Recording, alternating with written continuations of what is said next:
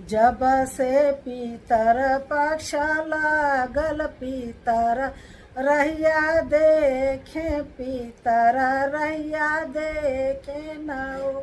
आरे अस केहू होत कुल के नायक त गया पहुँचावत त पिंडा परावत न हो।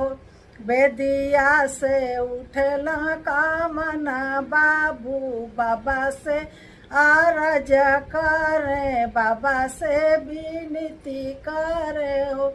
ए बाबा हम हई कुल के ना यकवता गया पहुँचाइब त पिंडा पराइब न हो। ए बाबा हम हई कुल के ना यकवता गया पहुँ